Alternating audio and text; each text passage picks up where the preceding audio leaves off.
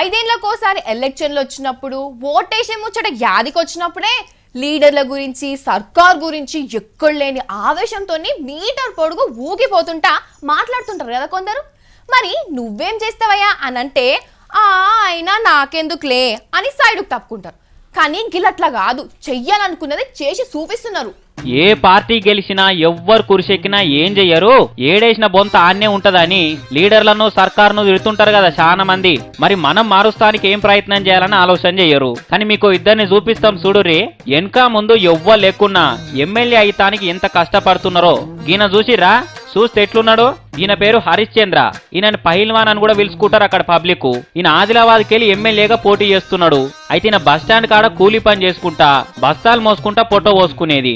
ఇక 6 నెలల కింద ఆదిలాబాద్ టౌన్ నడిమిట్లున్న జాగల్ని సర్కారోళ్ళు గుంజుకొని ఆడ దుకాణాలు పెట్టుకొని దందాలు చేసుకునేటోళ్ళని నిలగొట్టిరట. ఇదివరదాకా సర్కారోళ్ళు వాళ్ళకి ఏ సాయం చేస్తలేరట.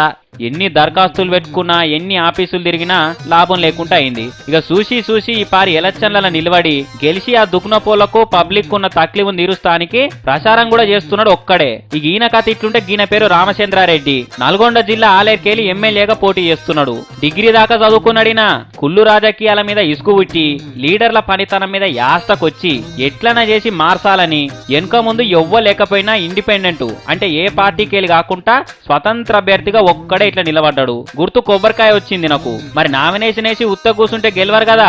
ఇక ఈయన కూడా ఒక్కడే ప్రచారం చేస్తున్నాడు. ఆయనకున్న సొంత లూనా బండి మీదనే 2-3 ఫ్లెక్సీలు కట్టుకొని వెనక ముంగటో పుంగి కూడా పిచ్ చేసుకొని హ్యాండిల్ కో మైకు కట్టుకొని మరి ఊరూరు తిరుగుతున్నాడు. ఆడ కోట్లు ఖర్చు పెడుతున్నా పెద్ద పెద్ద లీడర్లకు దిక్కు లేదు. మరి మీరేం చేస్తారని ఎంత మంది చెప్పినా కూడా ఉత్తిగా కూర్చునే కంటే ప్రయత్నం అన్న చేయాలని ఇట్లా చేస్తున్నారు. కానీ ఇలా ప్రయత్నాన్ని ఒప్పుకోవచ్చు కదా.